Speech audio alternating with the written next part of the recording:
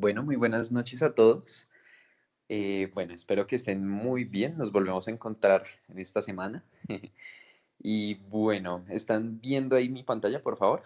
¿Me pueden confirmar? Sí, Pachito, y se alcanza la visualidad. Listo, excelente. Entonces, bueno. Nada, ya sabemos cualquier cosa, pueden preguntar, no puedo ver manitos levantadas y demás, pero bueno, esperamos que durante esta semana ustedes lleguen a esa conciencia de hablar de temas que para muchas personas puede implicar un impacto complejo para la persona y su familia. Ya hablamos el martes del síndrome de Down y hoy vamos a hablar de uno que incluso abarca el síndrome de Down, ¿sí? Y es la discapacidad intelectual. Un tema supremamente complejo porque existe una cantidad de información impresionante debido a la gran cantidad de etiologías que existen. Sin embargo, es necesario que nosotros conozcamos cómo direccionar a estos niños, ya que esto no es solo trabajo del pediatra, sino de un equipo multidisciplinario que tiene un objetivo muy lindo y es brindar la mejor calidad de vida a las personas que tienen esta condición, ¿vale? Bueno, entonces me presento. Mi nombre es Juan Francisco Guevara, actualmente en semestre 14, interno Junior Elite de Pediatría de nuestra Universidad de La Sabana. Entonces vamos a empezar. Muy bien, como referencias bibliográficas de esta presentación, de nuevo, utilice UpToDate. Me gusta mucho traerles este tipo de información lo más actualizada posible y obviamente vamos a hacer unos altos en el camino para mostrar información valiosa de Colombia, ¿vale? Porque a diferencia de lo que contamos en algunos otros temas, aquí en Colombia sí tenemos una gran ayuda que ya la revisaremos en su momento a lo largo de esta presentación y esperamos que obviamente lleguemos a esos contrastes de lo internacional y lo de nuestro país. Muy bien, entonces, como tabla de contenido vamos a tener estos cuatro ejes temáticos: una introducción, evaluación, abordaje y tratamiento de estos pacientes. Muy bien, vamos a hablar de la terminología y epidemiología de esta condición. La discapacidad intelectual es un problema de salud pública, sí o sí, porque nuestra sociedad se basa en el trabajo, nuestra sociedad se basa en el transporte, en la cultura, en muchos ejes, y disfrutar de ello requiere que nosotros nos convirtamos y persistamos como seres independientes y que podamos convivir de forma adecuada con la sociedad. Y es por eso que la discapacidad intelectual, al ser un problema de la funcionalidad intelectual y adaptativa de la persona, se considera un problema de salud pública, ¿sí? Entonces, ¿qué quiere decir la funcionalidad intelectual y adaptativa? Quiere decir la persona, ahorita vamos a revisar como los criterios propiamente, pero en resumidas cuentas, sus aspectos cognitivos, conceptuales, sociales y prácticos de la persona se ven comprometidos de un grado variable que ahorita lo revisaremos. Listo. Digamos que esta condición llega a vulnerar a las personas que tienen menos de 18 a 22 años usualmente. Asimismo, le podemos dar un apellido, sindrómica o no sindrómica, si se asocia a alguna otra condición médica evidente, por ejemplo, el síndrome de Down, el síndrome de Eddie-George, el síndrome de Rett. Existen muchas otras cosas, Klinefelter, X frágil, Prader-Willi, hay muchas otras que ahorita vamos a ir mencionando algunos aspectos muy puntuales de ellas. Pero hay algo muy importante y es que a pesar de que esta charla se llama discapacidad intelectual, hace parte de un gran grupo de condiciones que se llama el retraso global del neurodesarrollo. Bien, entonces, este término se utiliza en menores de 5 años. ¿Listo? El retraso global del neurodesarrollo. Nosotros no vamos a hablar de eso más allá de esta edad. Sería un término incorrecto y debemos decir que los niños que no tengan un desarrollo adecuado de sus hitos del neurodesarrollo de carácter intelectual y adaptativo, se pueden categorizar dentro de este concepto. ¿Listo? Y no, no son lo mismo. ¿Sí? No todos los que presentan el retraso global del neurodesarrollo tendrán discapacidad intelectual al crecer. Bien, entonces es, mejor dicho, el resultado y vamos a abordar cómo es ese continuo de las edades para mirar pues, qué sucede con estos niños. Siendo así, la prevalencia del retraso global del neurodesarrollo es del 1 al 3%, lo cual es mayor que la discapacidad intelectual, pero no por mucho, ¿sí? Entonces ahorita revisaremos qué pasó ahí, qué es tan importante en ese punto. Afortunadamente, se ven más casos de compromiso leve y es más frecuente en hombres en su edad escolar, o sea, entre los 5 y los 10 años, ¿bien? Abarcándose de nuevo por el concepto de discapacidad intelectual. Sin embargo, en países de recursos limitados, la prevalencia puede llegar a ser hasta el 8%. Entonces, esas cosas son importantes tenerlas en cuenta. ¿Qué tantos esfuerzos se está haciendo por esta condición y qué cosas tenemos para afrontarlo? Listo. ¿Qué riesgos existen? Pues hay muchísimas causas, ¿sí? Ahorita vamos a mirar cada una de ellas en una tabla que me parece que resume perfectamente estas posibles etiologías o asociados a la discapacidad intelectual y el retraso global del neurodesarrollo. Sin embargo, existen unos factores de riesgo que sí quisiera mencionar y son la educación materna, la edad materna, la pobreza socioeconómica y el bajo peso al nacer. Son 4 puntos esenciales en los cuales toca tener precaución en esos niños porque tienen alto riesgo de poder desarrollar lo que vamos a ver a lo largo de esta presentación. Muy bien, para eso entonces vamos a iniciar a evaluar a estos niños, cómo se presenta clínicamente y cómo se diagnostica. Por eso, todo caso de discapacidad intelectual debe contar, como todo en esta vida, con una historia clínica completa y obviamente quisiera enfatizar en algunas cosas como relevantes para este tema y es el hecho de preguntar por la calidad de vida de la persona, el desempeño en la sociedad, la recreación, el sueño y sobre todo con la parte de los antecedentes familiares. Por lo demás, continúa siendo la misma historia clínica, ¿sí? Con la parte de antecedentes y demás, identificar un examen físico que pues, llegue a dar con la pista de alguna posible explicación sindrómica. Sin embargo, eso llega a ocurrir en el 20 al 30% de los casos con el examen físico propiamente, ¿sí? El resto de cosas ya los vamos a revisar porque se considera algo, entre comillas, idiopático.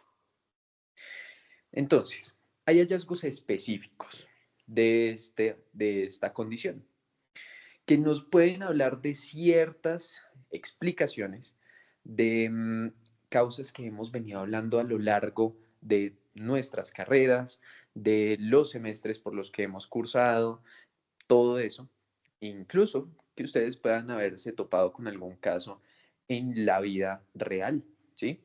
Entonces tenemos el síndrome de Down, la causa número uno de discapacidad intelectual sindrómica y que pues ya lo conocimos en el martes para poder hablar de cómo esas características, ese fenotipo clásico nos puede hablar clínicamente de que el paciente tenga esto y la parte de la afectación cognitiva hace parte de ese mismo síndrome, ¿sí?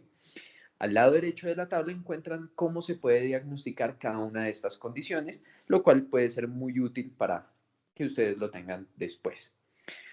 Existen otras. El síndrome de X frágil, ¿sí? Esto afecta a hombres. Hombres que usualmente tienen macrocefalia, orejas grandes, y que tienen un, eh, digamos, un espectro clínico que lo hace pensar a uno que tienen una pubertad afectada, ¿sí? Que también tienen rasgos incluso de autismo, ¿sí?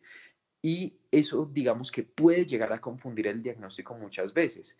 Y debe pensarse esto y el otro, que es el siguiente, que es el síndrome de Rett en mujeres, hablando de esas personas que pueden llegar a tener regresiones en sus hitos del neurodesarrollo ya conseguidos y que tengan esas características clínicas tan importantes, ¿vale? El síndrome de Klinefelter, de nuevo, hombres, hipogonadismo, la estatura eh, alta de estas personas, ginecomastia, todas esas afectaciones típicas de cada uno de estos síndromes genéticos, es importante tenerlas en cuenta, el Prader-Willi, la afectación en obesidad, hipogonadismo, etc. El síndrome de Di-George, las afectaciones multisistémicas en corazón, sobre todo, y en la cavidad oral junto con inmunodeficiencia, es como lo que más se ve en el síndrome de Di-George.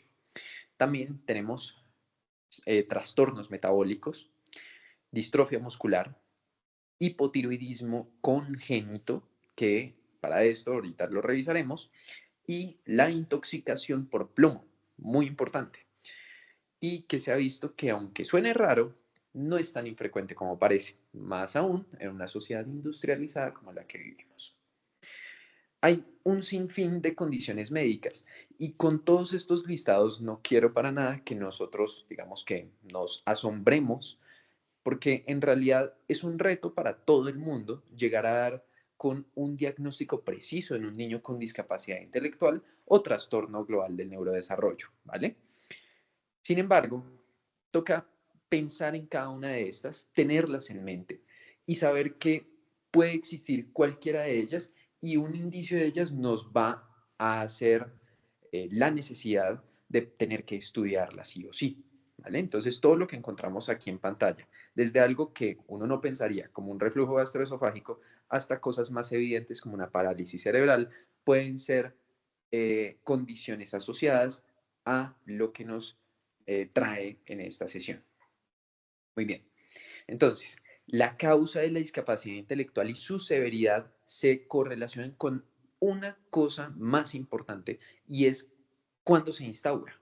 Entre más temprano se instaure, es más severa la implicación posterior, sobre todo en los niños menores de 2 años. Si se evidencia un retraso en conseguir los hitos del neurodesarrollo, es algo que nos llamará más la atención para ponernos pilas con estos pacientes. Muy bien. ¿Cuál es la parte del neurodesarrollo que más se afecta en estos niños? El lenguaje, ¿sí? Luego se encuentra la función motora. De ahí en adelante, otras cosas como las habilidades sociales y demás. Pero principalmente el lenguaje, lo comunicativo. Y obviamente, aunque se subdividan, el lenguaje va de la mano con todo, ¿sí? Con el aspecto motor, con el aspecto social y demás.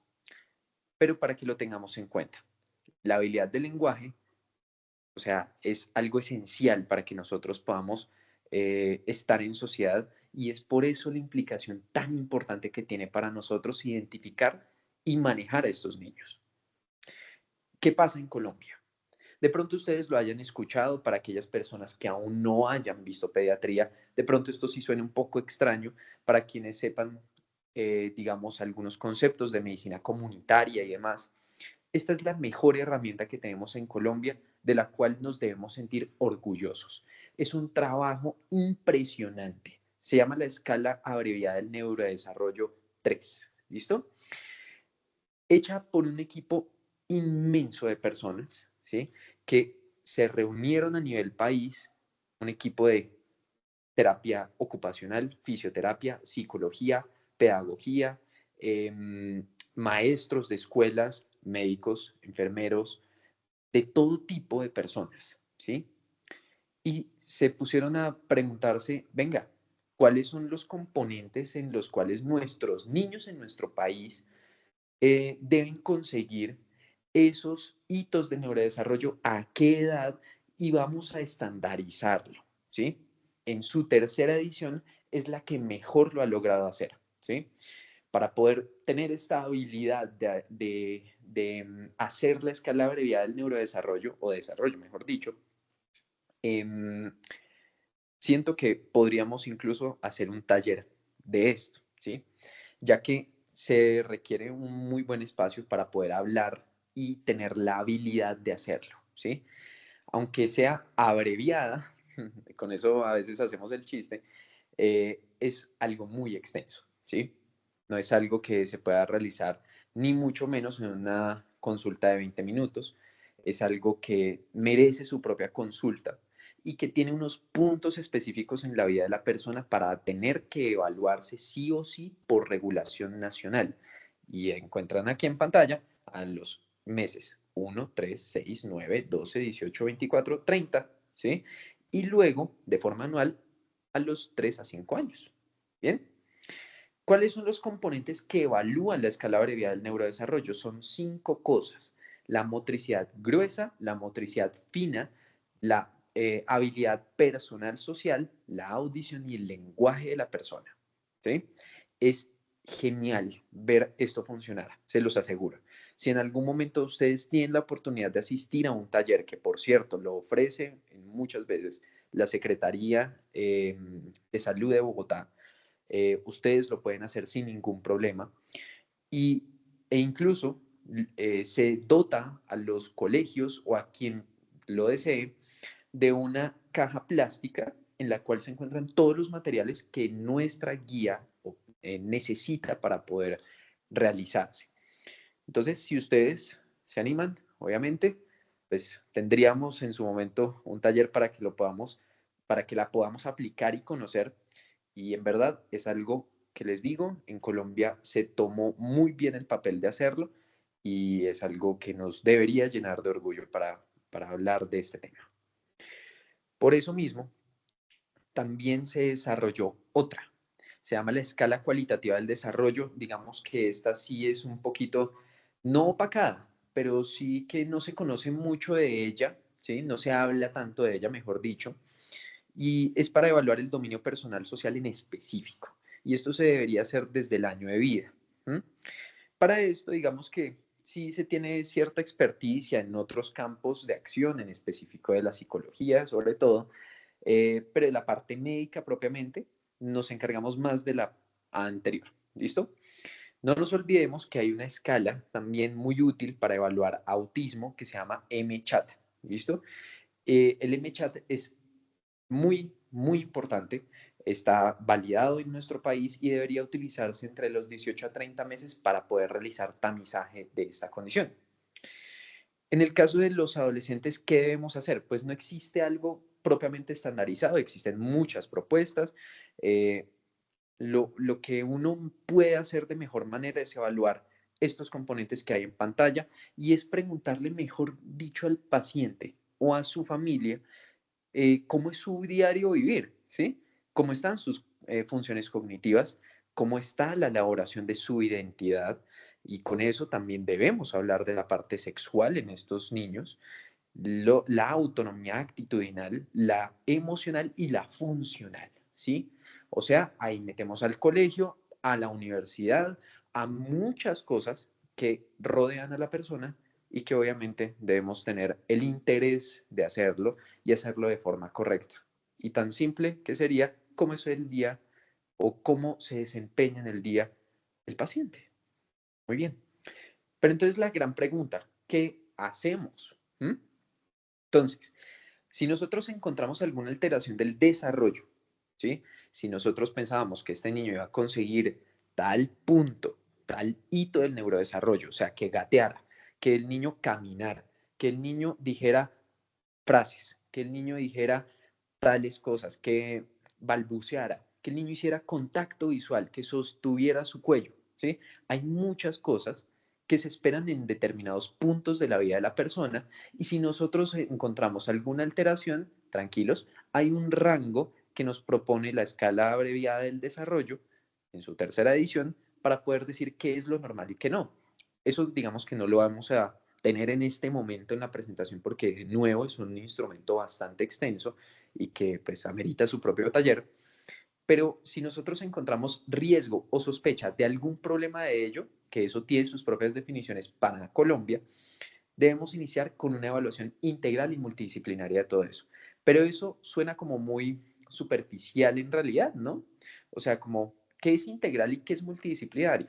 Eso es lo que vamos a empezar a ver y cómo deben manejarse estos niños, cómo deben ser conducidos. Entonces, por eso mismo, no nos olvidemos, estos pacientes tienen un riesgo inmenso de sufrir muchas cosas que la verdad como sociedad duelen, ¿sí? Tenemos el maltrato, la negligencia, la discriminación, la victimización, la manipulación y el abuso sexual, ¿sí? Hay muchas cosas que esto no es simplemente que el niño entre a neurología, que entre a terapia física, no. Esto detrás de puertas, en los colegios, en las familias, en la clínica puede que no lo veamos, pero ese niño sale de la clínica y ¿qué pasa con ese niño? Entonces se ha visto riesgo incrementado en estos casos, ¿sí? Es casi que el equivalente en los adultos de la famosa demencia, ¿sí? Y es ese desespero de la sociedad, de su misma familia, para, digamos que, tener, aprovechar la condición del paciente y generar estas cosas tan lastimosas, la verdad. ¿Listo? Afortunadamente todo esto es prevenible y es una oportunidad que tenemos para evitar la mortalidad de nuestros niños y evitar accidentes, ¿sí? Es importantísimo tenerlo en cuenta. Por eso mismo, la comorbilidad, ¿sí? Es importante resaltar que el 30 al 70% de los niños que tienen una discapacidad intelectual tienen un trastorno del neurodesarrollo. ¿Cómo así? ¿Eso qué quiere decir? Un trastorno del neurodesarrollo no solo implica la parte neurológica orgánica, sino su salud mental, el comportamiento, sus emociones, el aprendizaje, la funcionalidad, la calidad de vida y la adaptación a la vida. O sea, mejor dicho, en promedio, la mitad de estos pacientes necesitan sí o sí ayuda para que la sociedad, en medio de su afán para ser personas que, de nuevo, lo hemos visto desde el martes, tratan de utilizar el concepto de normalidad, una persona entre comillas normal, para poder permitir que se haga una transición adecuada a la vida social. Bien, vamos a profundizar en cada una de ellas. El autismo. El autismo ocurre cerca del tercio de los pacientes con discapacidad intelectual, ¿sí? ¿Esto qué afecta? La habilidad social, sí o sí. ¿Mm? Entonces, ¿cuáles son esos síndromes que se caracterizan por una estrecha relación con la discapacidad intelectual y el autismo? Tenemos principalmente al síndrome de X frágil, que aunque suene raro, en Colombia lo tenemos, en Colombia se presenta y es, digamos que la causa más frecuente de autismo a nivel sindrómico. ¿Listo? También tenemos al síndrome de Down, obviamente, y algunos otros que ustedes se encuentran en pantalla que, obviamente, tienen su complejidad y no son tan frecuentes. El TDAH, o trastorno de déficit de atención e hiperactividad. En este caso, ¿qué encontramos? Una inatención incongruente con el nivel de desarrollo de su funcionalidad. Eso en aspectos generalísimos, mejor dicho, es el TDAH. ¿Mm? ¿Y en qué pacientes se encuentra más? En aquellos que tienen síndrome de Down y también tener presente que entre todos los pacientes con X frágil, el TDAH es el que más se presenta en ellos. ¿Bien? Ahora, en estos niños también puede llegar a ocurrir trastornos de la conducta alimentaria. En el caso de los niños, ¿sí? No en los adolescentes, en los niños se ve pica y rumiación. La pica, ¿qué es? Comerse la goma del borrador, comerse cosas no propiamente nutricionales, alimenticias, mejor dicho, eso es la pica, ¿sí? Cosas que podrían poner en riesgo su vida, exponerlos a intoxicaciones y obstrucción de vía aérea. Y la rumiación es, digamos, un trastorno en el cual la persona pasa el alimento y luego rumia, como sucede con los animales, y devuelve el alimento para volverlo a masticar. Esas son cosas que pueden verse asociadas con el TDAH en los niños. En los adolescentes, esto ya, pues digamos que no es tan frecuente, a no ser que existan otros síndromes que son incluso más severos, como el síndrome de Lesch-Nyhan. Y aquí lo tenemos. La comorbilidad que tenemos son sobre todo los trastornos psicoafectivos en determinados casos, ¿sí? En esas situaciones ya empezamos a notar que la carga de enfermedad en estos niños se acentúa, ¿sí? y que el hecho de tener un trastorno psicoafectivo y además una discapacidad intelectual ya nos abre las posibilidades a que la persona va a requerir un manejo más complejo, ¿sí? Aquí tenemos en pantalla un caso típico de síndrome de Lesch-Nyhan, ¿sí? Eso tiene que ver con el metabolismo de los ácidos nucleicos, una enzima que tiene un nombre gigantesco, pero aquí lo tenemos. Lo que quiero que lleven de esta diapositiva es que hay niños que tienen grados variables de afectación. Este caso en específico es uno de esos que tiene una afectación grave, ¿sí? En la que se encuentran trastornos psicoafectivos, incluso conducta violenta y autolesiva, ¿sí? Entonces es ver ese espectro de cómo podemos pasar de un lado al otro, de encontrarnos un niño con discapacidad intelectual leve, ¿sí? E incluso que no tenga una explicación sindrómica, a pasarnos a un síndrome que tiene una repercusión tan severa como esta, ¿sí? Y también tener presente las sustancias. ¿Mm? El hecho de que una persona sepa, piense, sea consciente de que no está logrando lo que los demás quieren de él, va a hacer que llegue a ser más susceptible a utilizar sustancias. Se refugia en ellas, aprovecha de ellas y es por eso que el riesgo de estos niños cuando crecen se acentúa con este punto, ¿sí? Con la parte del abuso de sustancias. También toca tener en cuenta algo y es que de todo lo que hemos visto existen precipitantes y toca comentarle muy bien a la familia que hay cosas que van a empeorar el pronóstico o al menos van a ser un estrés situacional tenaz para los niños. Y es reubicarse, o sea, trastearse, mudarse, ¿sí? Es uno de los más frecuentes y más importantes para avisarle a la familia y comentarle al niño con tiempo, hacer una transición adecuada, no hacerlo de golpe. Cambios de cuidador, también importante. Efectos de fármacos y condiciones asociadas. Y ahí empezamos con el tal manejo multidisciplinario. Porque si este niño, digamos, tiene un síndrome de Di-George y tiene una afectación cardíaca en su manejo, pues claro, ahí ya vinculamos a la parte de cardiología con la parte neurológica y empezamos a meter todas las interacciones farmacológicas y posibles precipitantes que puedan deteriorar la salud cognitiva y mental del niño. Por eso mismo, hay una cosa que por eso se le invitaron a los maestros de escuela, a gente experta en pedagogía, en psicólogos de colegios y demás, y es el aprendizaje, ¿sí? ¿Qué mejor que la educación? No restringirle a los niños el acceso a esto. Entonces es por eso que aunque sea frecuente que a los niños se les afecte el aprendizaje, eh, nosotros debemos tener en cuenta que eh, toca buscar algún otro factor, ¿sí? ¿Por qué a estos niños les está yendo así? ¿Mm? ¿Por qué está ocurriendo? ¿Tendrá una otitis media además? ¿Tendrá algún otro trastorno del lenguaje? ¿Qué está pasando en esas situaciones en específico? Y hay algunas cosas que nos pueden llamar mucho la atención.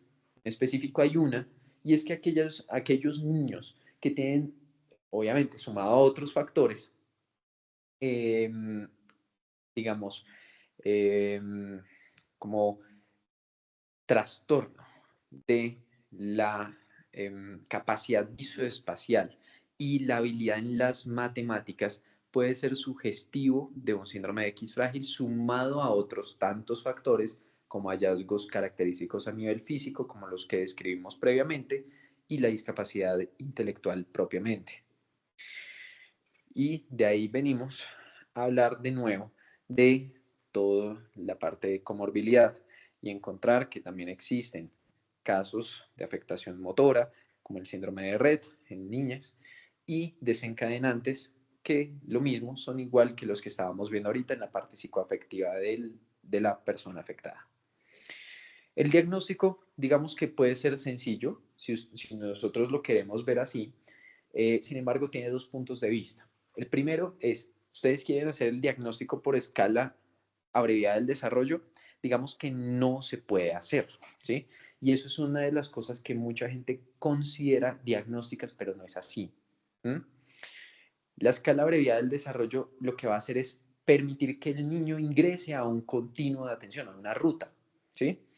Pero no es un método diagnóstico. El diagnóstico se logra con los conceptos que estamos viendo en pantalla y es identificar lo que habíamos visto en la primera diapositiva, identificar limitación adaptativa e intelectual en la persona antes de los 18 años de vida. Punto. Eso es el diagnóstico de la discapacidad intelectual. Entonces ahí los tenemos. ¿Qué quiere decir entonces el factor intelectual y el factor adaptativo? Entonces los vamos a mirar. Aquí están. El factor intelectual, sí o sí, lo vamos a mirar como con las habilidades de la persona e incluso con el coeficiente intelectual y demás.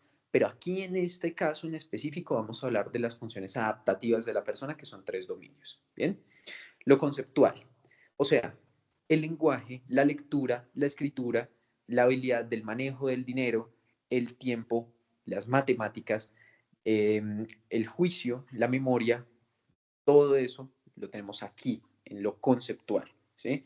Lo social, la interacción interpersonal, ¿sí? La empatía, el autoestima, la responsabilidad social, todo eso. E incluso tenemos la culpa, ¿sí? Todo eso está aquí metido. Y a nivel práctico, ¿qué tenemos? El día a día, comer, vestirse, moverse, limpiarse, todo eso es importante. Mejor dicho, si ustedes ya han visto algo de medicina interna, esto es lo más similar que pueden encontrar en pediatría a la famosa escala de Bartel, ¿sí? Es qué tan dependiente puede llegar a ser la persona, entre comillas, ¿sí? O sea, qué tan afectada está su habilidad adaptativa, modificar, cambiarse ante estresores del medio. Eso es lo que quiere decir, ¿sí? Entonces, si vemos eso afectado, sumado a la parte intelectual, ahí es donde nosotros debemos tener ojo en estos niños, ¿sí? Entonces, ¿qué necesito yo para el diagnóstico? Bien, entonces yo requiero que tenga afectación sí o sí intelectual en los niños y al menos uno de todos estos dominios, de estos 3 que les acabo de mencionar, de lo adaptativo, se haya visto vulnerado, ¿sí?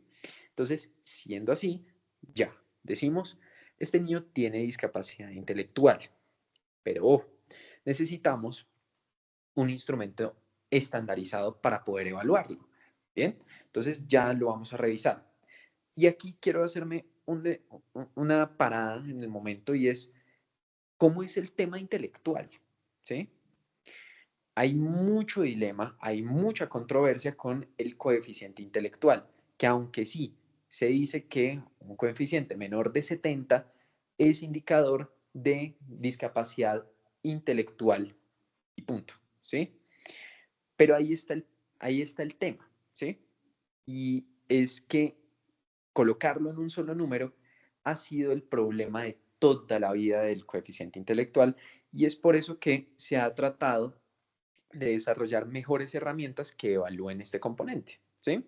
Entonces eso es lo que debemos tener presente, ¿vale?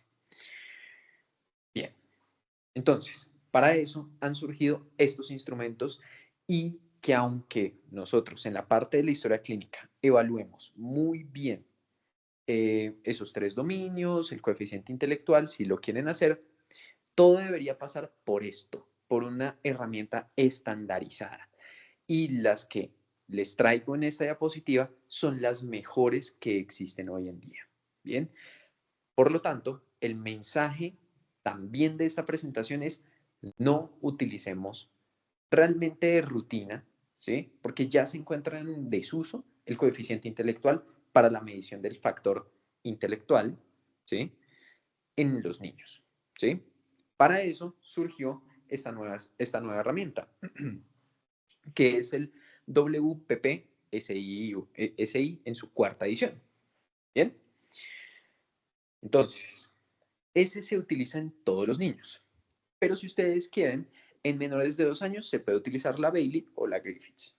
Son escalas que se encuentran en internet perfectamente, son muy fáciles de aplicar y que aunque tienen su cierta extensión y requieren experticia, son los métodos estandarizados para hacer al menos la evaluación de uno de los componentes del diagnóstico. que es la parte intelectual. Y el otro componente, que es lo adaptativo, requiere de la medición de alguna de estas tres.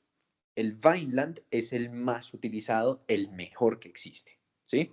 También existe el DAPS y el ABAS, pero toca tenerlo en mente. Bien, ahora, ¿qué dicen los expertos en este tema? Mejor dicho, el DSM-5, ¿sí? El DSM-5 en su versión revisada, que es la última que tenemos hoy en día, no hizo en realidad modificaciones a este tema, por lo tanto la información continúa siendo igual. Bien, entonces, para eso ellos nos brindan unos criterios para evaluar la severidad, si es algo leve, moderado o severo, para medir qué tan comprometido está el componente adaptativo, ¿sí? Y la dependencia de la persona. Eso es lo que más les interesa a ellos, ¿sí? Y pues es la sociedad, digamos que más respetada, la APA, para poder decir que es una discapacidad intelectual leve, moderada o severa. ¿Listo? Entonces, en resumen, ¿qué tenemos? Para poder hacer el diagnóstico formal de la discapacidad intelectual, debemos evaluar dos componentes, lo intelectual y lo adaptativo, por herramientas estandarizadas que se debe cumplir uno y el otro, pero tener la certeza de que estamos utilizando una buena escala de evaluación, que son las que encontramos en pantalla para cada uno de esos. Bien, debemos tener afectada tanto la intelectual como la adaptativa, ¿sí? En la adaptativa al menos un dominio de estas, ¿sí? Y brindarle un apellido, que es la severidad, leve, moderado, severo, según qué tan comprometido esté lo adaptativo y la dependencia de la persona según los criterios del DSM-5. Eso es. Y mensaje adicional, no utilizar de rutina y tratar de procurar al desuso del coeficiente intelectual. Muy bien, estos son todos los instrumentos que les mencioné, simplemente esto es para que lo tengan ustedes, porque se encuentra perfectamente resumido en la diapositiva anterior, para que los tengan presentes en qué edades han sido validados y que conozcan que esto efectivamente es cierto. ¿Listo? Aquí se encuentran todas esas escalas. Aquí está la severidad de la afección. Bien, aquí están cada uno de los componentes que propone el DSM-5 para darle ese apellido que les decía de leve, moderado, severo, según la afectación del componente adaptativo y la dependencia de la persona. Bien, entonces, ahí comienzan a ponerle simplemente la casuística a uno y es decirle, si el niño tiene retraso en sus habilidades académicas y conceptuales comparado a sus pares, entonces está afectada la visión conceptual en nivel moderado, entonces ahí vamos jugando con ese tema. Para eso, entonces nos brindan esta tabla para tenerla en nuestras consultas y compararla con el niño que nosotros tengamos al frente. ¿Listo? Leve, moderado, severo, y ellos agregaron aquí esta otra categoría y es lo profundo. Bien, si ustedes se pusieron de curiosos, vieron que al lado del DCM5 hay otra sociedad y es la AA y DD, ¿sí? Esa agrega otras categorías que son equivalentes a las del DSM-5, sino que le cambian el nombre, ¿bien? Las llaman en vez de leve intermitente y así respectivamente, limitada, extensiva o profunda, ¿sí? O sea, como la traducción al español termina siendo lo mismo. Muy bien. Entonces, el diagnóstico, digamos que está sencillo de hacer, ¿sí? En comparación a el abordaje propiamente, ¿sí? Al esfuerzo multidisciplinario. Entonces, por eso mismo, ya miramos cómo es el tema de la escala variable del desarrollo, su importancia, los periodos determinados que se deberían evaluar en la vida de la persona antes de cumplir 5 años y llegar a un diagnóstico formal por los criterios que mencionamos ahorita. Pero entonces ahora la pregunta es, ¿qué hay detrás de esto? Entonces, llegamos a que la mayoría de causas son genéticas, son más del 50% de los casos. También tenemos trastornos metabólicos, anomalías neurológicas y una minoría explicada por teratógenos, toxinas, infecciones, trauma, asfixia al nacer y deficiencia nutricional. Pero por eso mismo debemos tener en cuenta esto, no nos olvidemos. Y es que cuando encontremos una causa genética, metabólica o ambiental, ¿sí? Debemos revisar aún así las comorbilidades posibles de algún síndrome en específico, ¿sí? Además, continuar con los cuidados de rutina normalitos, como si se tratara de un caso que no tuviese discapacidad intelectual. Estos niños, sí, claro, requieren como algunos puntos en especial, pero esa misma estigmatización que hablábamos con el síndrome de Down que se tenía hace mucho tiempo y que ya hemos venido afortunadamente normalizando en nuestra sociedad, eso es lo que debemos procurar con estos niños, ¿sí? No mirarlos mal, no mirarlos con extrañeza. Son personas que simplemente están en un proceso de atención y de direccionamiento a mejorar, a perfeccionar las capacidades que tiene. ¿Bien? Entonces, ahí vamos. Lo genético. ¿Cómo se evalúa lo genético? Pues claro, la idea vendría siendo un exoma entero, ¿sí? O sea, eso es lo ideal. Claro que sí. Y en instituciones de nuestro país es posible hacerlo, de alta complejidad, sí se puede hacer. ¿Mm? Y con una debida justificación la logramos. Y se remiten los exámenes y se hacen. Pero si ustedes quieren hacer algo no tan denso, se pueden hacer de primera línea y qué es lo que se recomienda a nivel mundial, los microarreglos.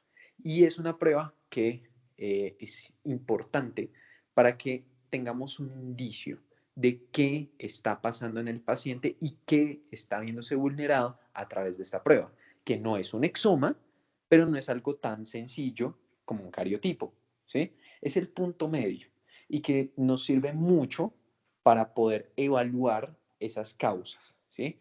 Los microarreglos nos sirven mucho para poder mirar para qué lado nos podemos ir, de lo genético al menos, que pues es la gran cantidad de casos que se tienen.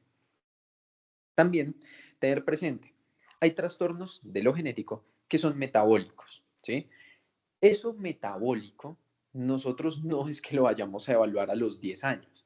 Eso metabólico ya tuvo que haberse hecho al momento del nacimiento, con la famosa prueba del talón y las pruebas metabólicas que se tienen en nuestro país, que son aproximadamente un conjunto de 10 enfermedades, que en otros países pues son más, en otros países pues incluso no hay o son muy pocas. En nuestro país digamos que tenemos un punto medio en esas enfermedades que identificamos por regulación nacional a todos nuestros recién nacidos para saber qué tipo de trastorno metabólico tenga, ¿sí? Hay algunos ejemplos, la fenilcetonuria, la deficiencia de biotinidasa, la galactosemia, etcétera. Hay muchas que se tamizan en nuestro país a todos los recién nacidos y que deben conocerse sus resultados para saber si de pronto eso tendrá ajustes en su nutrición, que es muy probable en caso de que dé positivo y después se reconfirme, pero también en la discapacidad intelectual, porque muchas de estas se asocian con ello también. También tener presente que esto que encontramos en pantalla, como OMIM, para los que estuvieron en la charla de síndrome de Down, lo pudieron escuchar. OMIM es un portal que nos habla, es una base de datos, mejor dicho, en la que se encuentran prácticamente que todas las enfermedades genéticas y les designa un código a cada una de ellas. Para cada paciente es necesario identificarlo con un código OMIM en caso de que pues, se tenga alguna confirmación de alguna afectación genética, porque es lo debido, es lo correcto, así como colocar un CIE-11 a una enfermedad en un paciente. Muy bien. De lo genético, ¿qué es lo frecuente? Las aneuploidías o aberraciones cromosómicas, de las cuales la más frecuente es el síndrome de Down, ¿sí? Hay muchas otras, está el de George, está Williams, está Smith-Magenis, está Angelman, Prader-Willi, etcétera, ¿sí? Hay muchísimas, pero el síndrome de Down es la más importante, ¿sí? Es la más evidente también, digamos, y que la gente tiene más en consideración a nivel clínico, y pues ya su abordaje completo, pues ya lo revisamos en su respectiva charla, y tener presente que entre todas estas, solamente el 15% se ven por bandeo, o sea, por un cariotipo. ¿Mm? Entonces, el síndrome de Down se diagnostica perfectamente por un bandeo G, pero el resto se quedan cortas con un bandeo G. Es por eso que los microarreglos es la mejor prueba que se tiene para identificar estas que no se logran por medio de un cariotipo.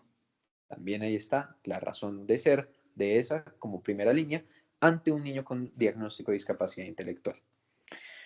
Tenemos casos unigénicos, ¿sí?, de herencia autosómica dominante, en los cuales se tienen que realizar estudios del paciente y los padres y obviamente hacer consejería genética con ellos, ¿sí? De lo recesivo se necesitan evaluar familias consanguíneas, errores innatos del metabolismo que de por sí se vienen tamizando en los recién nacidos.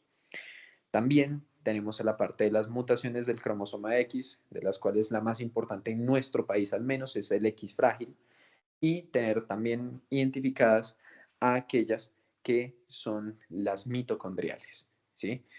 Cosas raras, pero que uno puede ver perfectamente en algún hospital, se los aseguro, en algún momento tendrán que encontrarse con alguna de estas en algún punto de sus vidas, porque aunque suene raro encontrar un trastorno mitocondrial, ante una persona con discapacidad intelectual puede ser posible.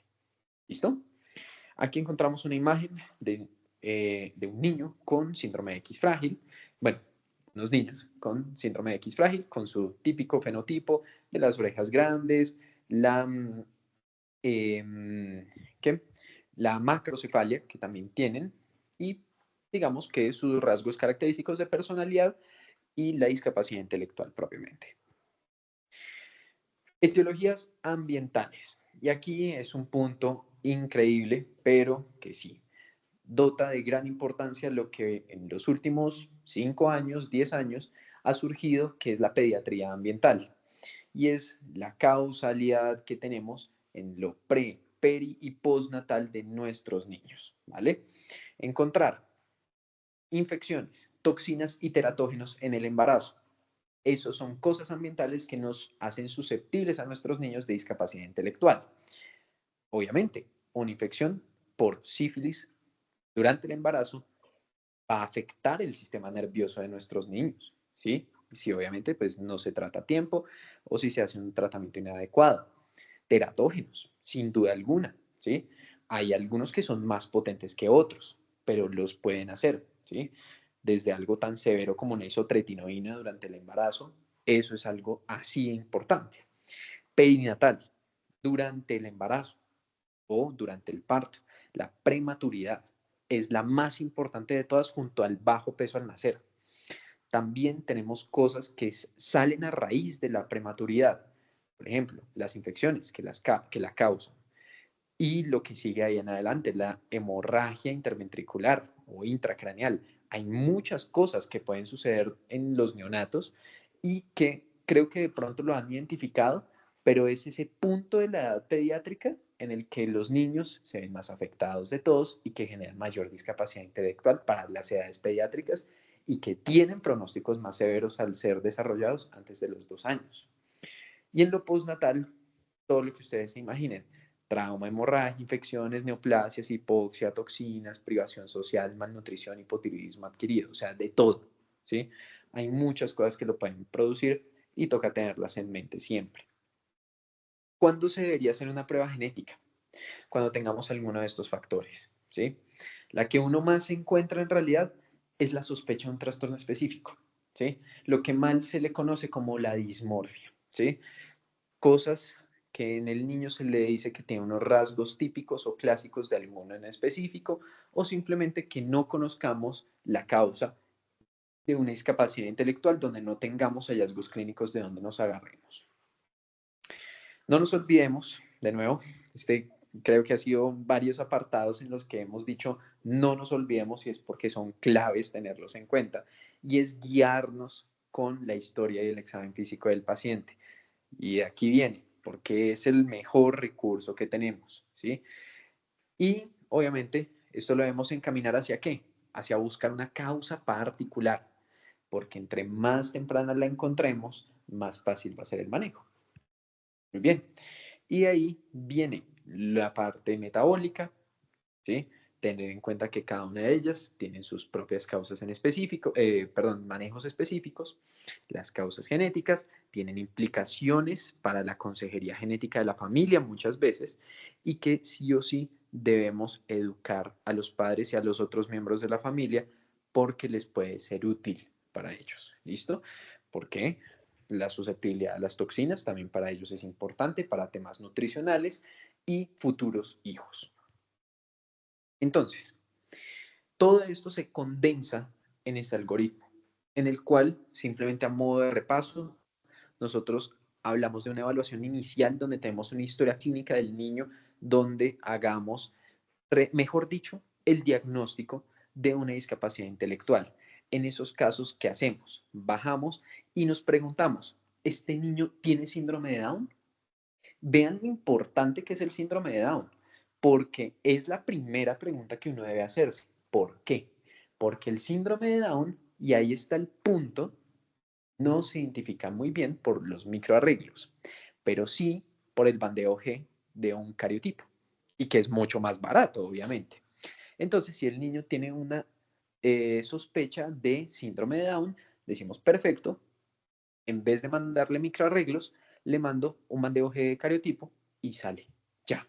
Y con eso hago el diagnóstico en caso de que pues sospeche ello. Pero en caso de que yo diga el niño no tiene síndrome de Down, yo no sospecho una translocación cromosómica, etcétera, ahí sí mando microarreglos, ¿sí? Mejor dicho, eso es lo que nos quiere decir hasta el momento el algoritmo, que es esta sigla que encontramos ahí, CMA, es un análisis de microarreglos, ¿sí? En caso de que sea anormal, pues nosotros buscamos la prueba confirmatoria del trastorno que nos sugiera. Y en caso de que sea normal o benigno, el reporte del análisis de microarreglos, nosotros debemos buscar causas desmielinizantes, causas estructurales del sistema nervioso que deben evaluarse por medio de una resonancia magnética. Y en caso de que nosotros digamos, no, definitivamente yo no pienso que se trate de una desmielinizante ni de algo estructural cerebral, entonces ahí buscamos X frágil, buscamos consulta con genética y gente que ya se vuelva mucho más experta en el tema, ¿sí? Porque obviamente pues existe gente que se dedica a esto todos los días, pero el abordaje inicial es el que nosotros debemos tener presente. Saber cuándo mandar un cariotipo y cuándo es útil, ahí está. Síndrome de Down es el más importante y las translocaciones cromosómicas. No nos olvidemos de ellas. Y obviamente está el punto de los microarreglos, que sí es una prueba costo efectiva porque nos evita enviar un exoma cuando no es precisamente necesario, ya que los microarreglos nos dicen cuál se puede tratar, cuál se puede sospechar y enviar su prueba confirmatoria específica. Hay unas pruebas adicionales, ¿sí? Y aquí se preguntarán qué es esta piedra, qué es esa cosa, es el plomo. El tamizaje de plomo sérico es importantísimo, es necesario y es obligatorio hacerlo, ¿sí? Es la neurotoxina ambiental más frecuente que nos produce discapacidad intelectual en los niños, el plomo. Y debe evaluarse sí o sí cuando exista algún factor de riesgo como pica, vivir en una casa o centro de cuidado que se haya construido antes de 1950, inmigración o renovación residencial, remedios étnicos y algunas ocupaciones de los padres como fundición de metales, soldaduras y reparación de carrocerías. Esas cosas son importantes. ¿Y de dónde se obtiene esa información? De una historia clínica adecuada, de preguntarle al papá, ¿usted en qué trabaja? Simplemente con esa pregunta cambiamos la evaluación del paciente. También tenemos la resonancia magnética y ya sabemos cuándo hacerlo, cuando tengamos un hallazgo normal o benigno de los microarreglos y sospechemos una causa estructural cerebral y con eso tenemos, ¿vale? Ahora, se han visto anormalidades en el 30% de los casos con esto, con el retraso global del desarrollo y la discapacidad intelectual, sin embargo, son inespecíficos y muchas veces no nos explican propiamente el síndrome, ¿sí? Ni qué está pasando, sino simplemente unos cambios inespecíficos que ocurren en el cerebro y ya está. Muy bien. ¿Y el tratamiento? ¿Cómo es el manejo? el desenlace y cómo prevenimos la discapacidad intelectual. ¿Qué es lo que nosotros queremos? Individualizar obviamente a todo paciente, pero ¿qué se procura? Disminuir los efectos de la discapacidad, prevenir, detener o limitar el deterioro del niño. Ustedes dirán, pero yo, ¿cómo voy a detener el síndrome de Down? Pues bueno, tienen cierta razón, ¿sí? Pero aún así los esfuerzos son importantes, porque entre más temprano se actúe, mejor van a ser los resultados. Y les recuerdo una cosa, hay causas reversibles. El hipotiroidismo adquirido, ¿sí? También tenemos la intoxicación por plomo. Hay muchas cosas que sí son reversibles y completamente tratables en los niños sin ningún problema, ¿sí? Y el fortalecimiento, mejoría y optimización de la funcionalidad. Esos son los objetivos que queremos. Para eso, ¿qué debemos hacer? Este continuo. Soporta a la familia, ¿sí? Asesorarlos, acompañarlos y llevarlos a organizaciones. Sí, aquí nosotros debemos no decirles su niño tiene tal cosa, tal síndrome, tal otra y hasta luego. No. Toca ayudar en ese proceso, toca ponernos con ese detalle, ¿sí? Porque aunque eso en realidad casi nunca se educa, es saber direccionar al paciente.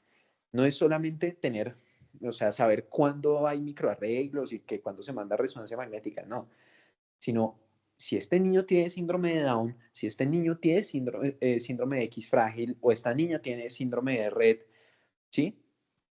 ¿Dónde hay una fundación que esté especializada en ello? ¿Sí? ¿Quién puede ayudar en estos casos? ¿Sí? Y ahí es donde el médico también se convierte en un directorio médico prácticamente, ¿sí? Y es direccionar a la gente a lugares en específico. Toca saber nuestras limitaciones y que como profesionales de la salud también tenemos limitación, mejor dicho, ¿sí? Y es que nosotros no somos todopoderosos y debemos buscar ayuda y saber direccionar a la gente.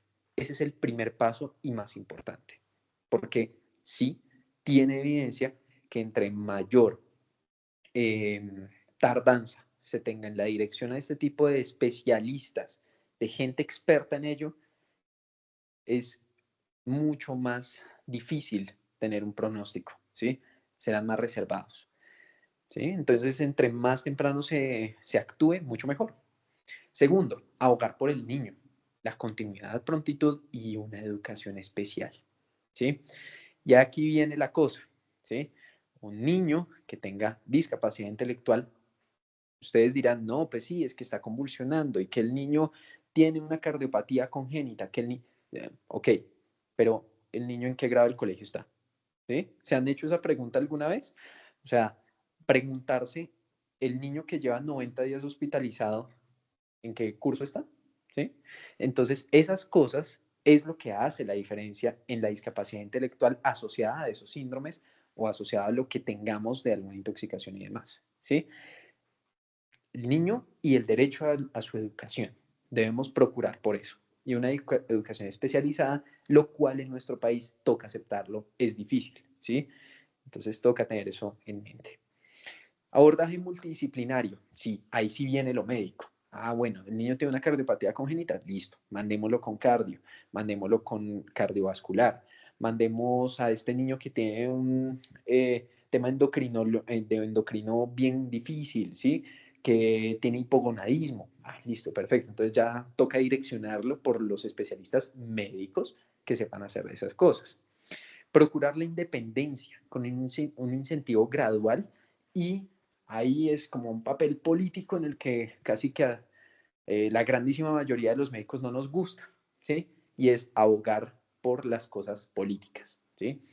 Y es la baja importancia que se le da a este tema a nivel de las regulaciones nacionales y es permitir que estas personas trabajen, que estas personas puedan tener métodos inclusivos de transporte, ¿sí? Esas cosas son agregados y que sí, no dependen propiamente de nosotros, pero estamos también en el deber de hacerlo, ¿sí? En abogar por este tipo de niños. La comunicación efectiva, clara, concisa y concreta, adaptada. Cada uno tiene su estilo, pero hacerlo con corazón. Intervención. Entre más temprano sea, obviamente, va a ser mejor el resultado. ¿Y en qué aspectos? en la terapia del lenguaje, en lo ocupacional, fisioterapia, actividad física, o sea, el ejercicio, ¿sí? El martes lo veíamos, el hecho de que una persona tiene síndrome de Down no quiere decir que no pueda alzar pesas, ¿sí? Lo puede hacer. Entonces toca tener eso en mente y liberarnos de esos prejuicios.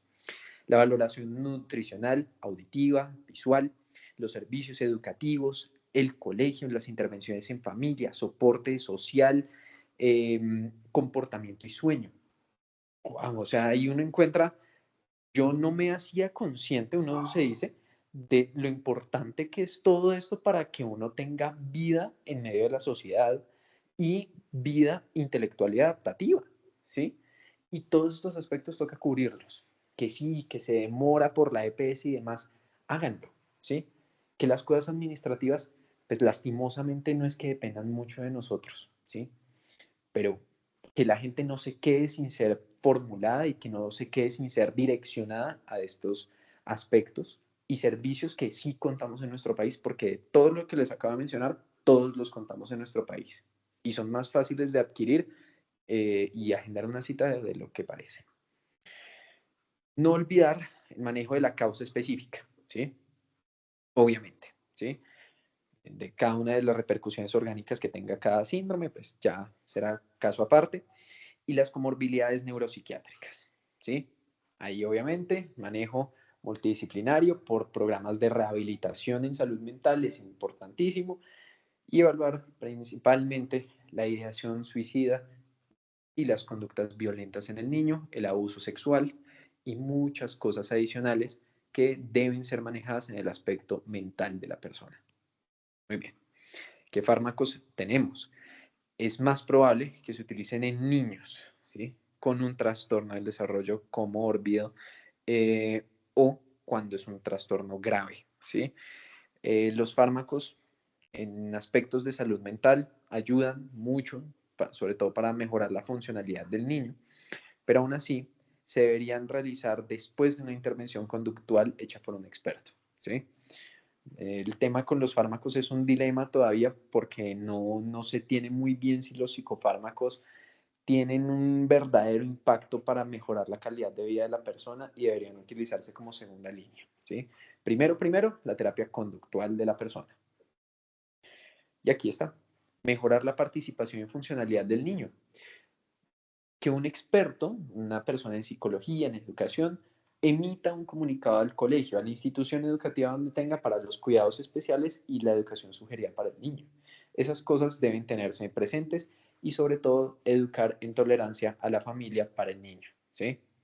Obviamente debemos procurar que todo es el niño, el niño, el niño, pero también pensar en la familia, la sobrecarga del cuidador y lo que eso implica, ¿sí?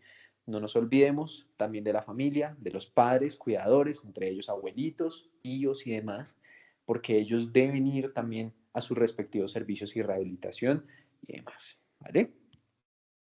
Algunos ejemplos para tener en cuenta de lo conductual, reducir los precipitantes identificados en el ambiente, reforzar conductas aceptables, ignorar malas conductas para que no las use más, ¿sí? Y tomar acción si afectan al niño o a algún tercero, ¿sí?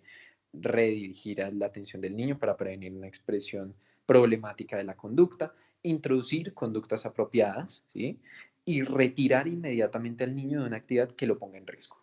Eso es. La comunidad. Y ahí estamos todos nosotros, ¿sí? Todos tenemos derecho a la familia y más aún un niño, ¿sí? Una familia sana.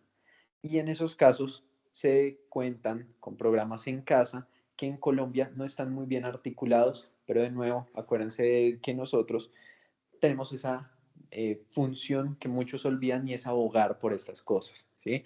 Y es proveer a las personas actividades incluso centros lúdicos para la familia y ratos de esparcimiento para que puedan reír y estar bien. O sea, no todo en medicina es saber que la fluoxetina y que no sé qué y todo eso, no, también es saber que la persona tiene que tener calidad de vida y que eso hace parte de un plan de manejo de los que nosotros prescribimos a diario, ¿sí? Entonces, es eso. Y saber si yo no encuentro en el sistema de mi hospital la orden programa en casa para deporte, ¿sí? Entonces, ¿yo qué le puedo recomendar a esa familia que haga? Ahí empezamos nosotros a jugar con la creatividad del médico y ahí es donde en verdad es un reto, ¿sí? Porque de esto no hay nada estandarizado. ¿Sí? Lo que sí se ve es que entre más actividades en familia se tengan, mucho mejor. Y ahí tenemos la transición. Aquí tenemos a una persona con síndrome de Down encorbatada. Así es, porque debemos anticipar y facilitar que el que es niño y adolescente pase a ser adulto autosuficiente. ¿Mm? ¿Y esto cuándo debe empezar? Desde los 12 años.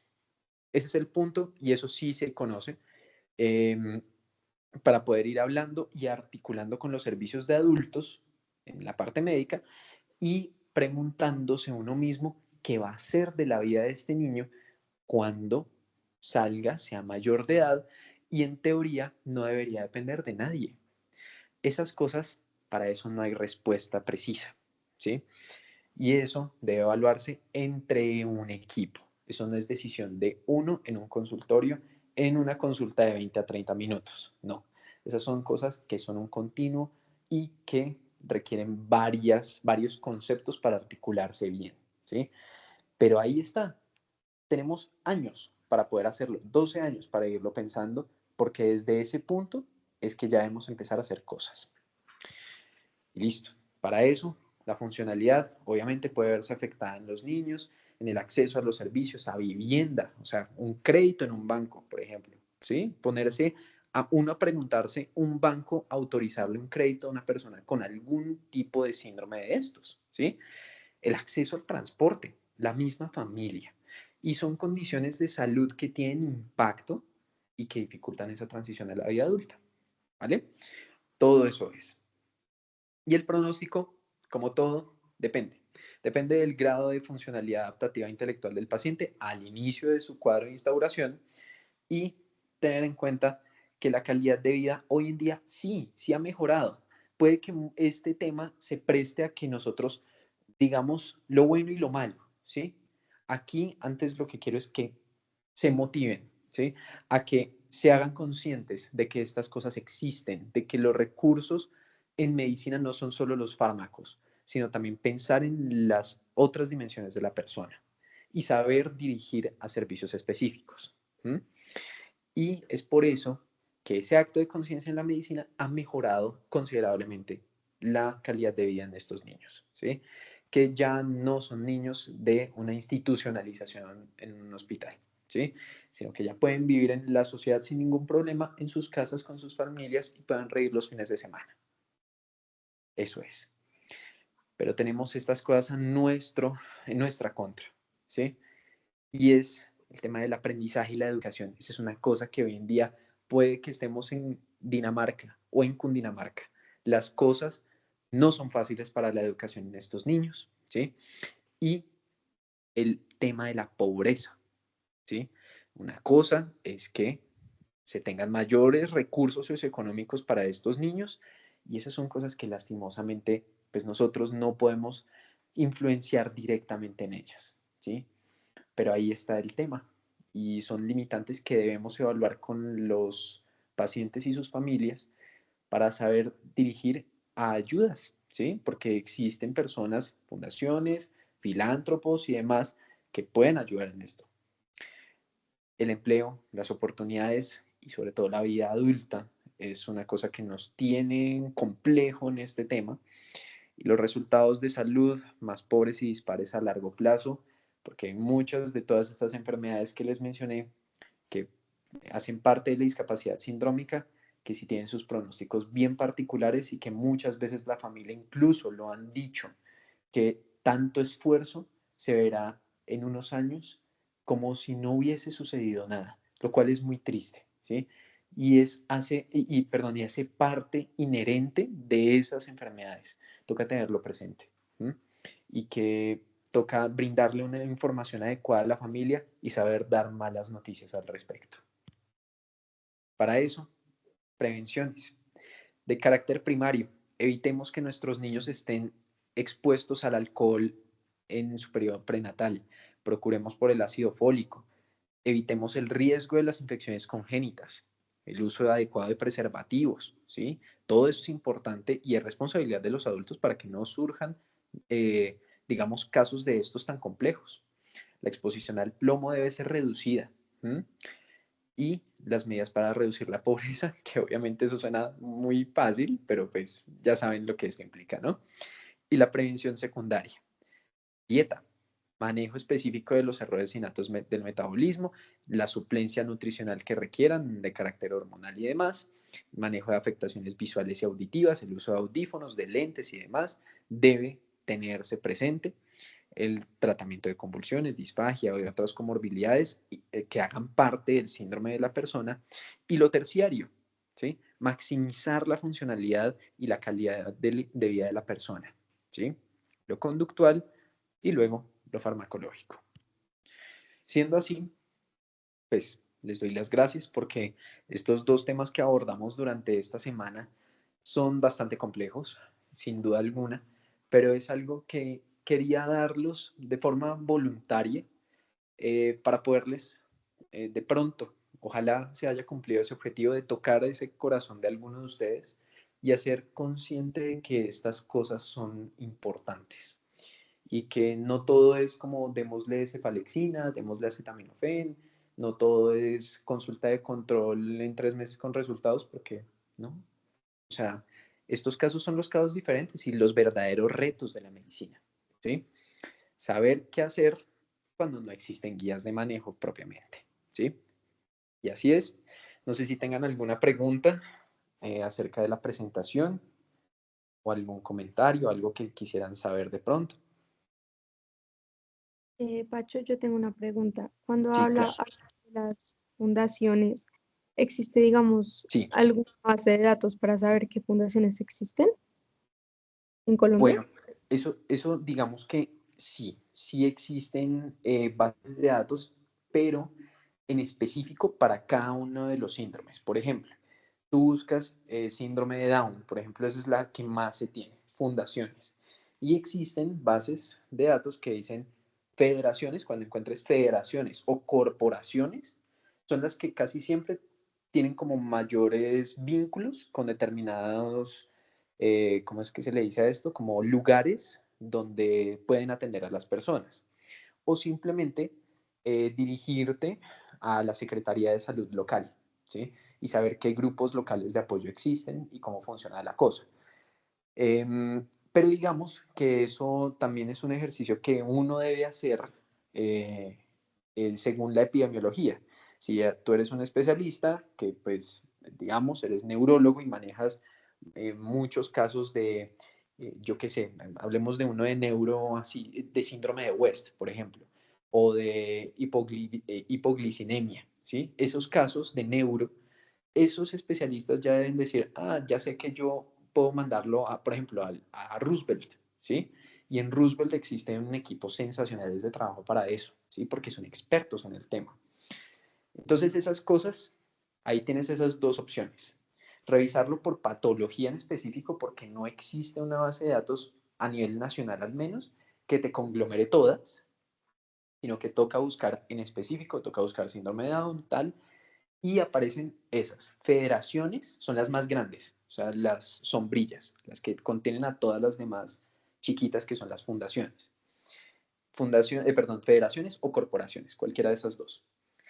Y la otra opción es armar tus contactos según lo que encuentres en tu especialidad o subespecialidad, ¿sí? Y con eso sería. Listo, gracias. Listo. Sí. No sé si alguien más tenga alguna pregunta o algún comentario.